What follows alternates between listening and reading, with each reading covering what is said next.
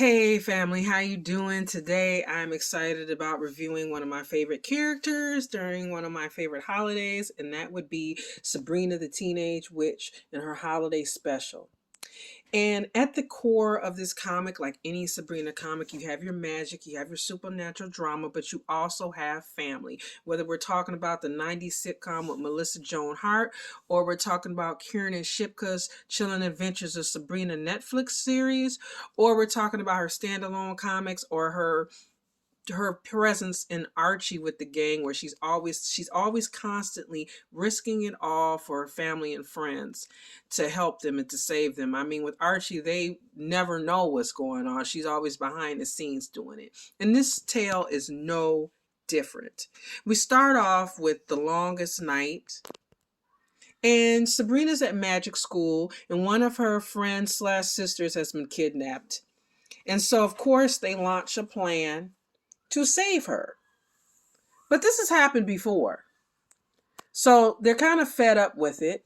And they decide we're going to vanquish this beast once and for all. It's a great story. Gives you, like I said, all the ingredients that we like. But the favorite part of this comic is the concluding tale.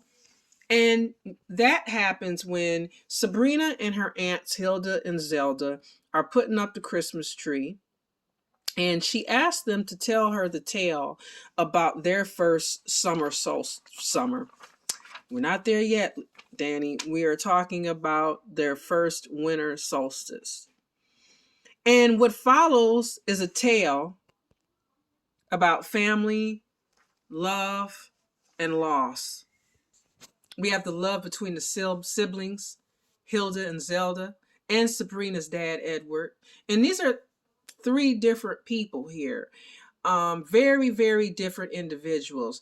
Zelda and Edward are popular and outgoing, where Hilda's a lot more reserved. She's not as powerful as them. Her magic is not as powerful. She stutters, which is something I can really understand because I, growing up, had a very heavy stutter. And sometimes that still comes out. And she doesn't feel as confident. And she's visibly on the outside feeling the loss of the parents. Like, she's showing it. I shouldn't say she's feeling it more, but she's showing it more. She's having more of a difficulty, and that's where the loss comes in, the loss of their parents, and dealing with that, not just during the winter, the holidays, but in general. And we also have the romantic love, because we find out the origin story of Sabrina's parents and how they met and how that whole thing came about. And it's a little bit bittersweet, but I'm not going to give away too many spoilers. When you read it, you'll find out why I said that. And of course, like I said, we've got everything we like: the magic, the drama. We have a problem, a dilemma, something that needs to be solved and fixed. But again, what makes these characters so enduring? Sabrina, Archie, this whole world that we know and love, those of us that are fans. It's not Jughead and his weirdness and the fact that he likes to eat. It's not Archie's funny antics. It's not the dilemma of, is it going to be Betty or Veronica? It's not Cheryl's, mean girl attitude, Reggie's practical pranks.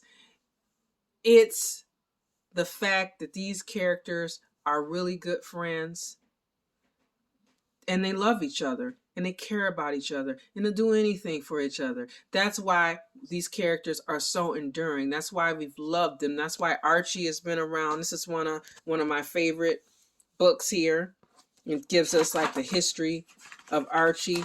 That's why, look at this, 1940s. That's why we've been talking about them. That's why we've been buying these comics. That's why Riverdale, like those of us who were fans of Archie, were waiting before it even became a phenomenon. We were waiting to see. I remember being nervous and hoping that they were lovingly, and hoping that these people were fans of these characters and did them justice. And even though everything wasn't exactly like the comics, the core of it was. I mean, there of course there was dramatic license, but it wasn't like the fear. I think a lot of us fans had the fear of it. It was going to turn out to be like the anime thing.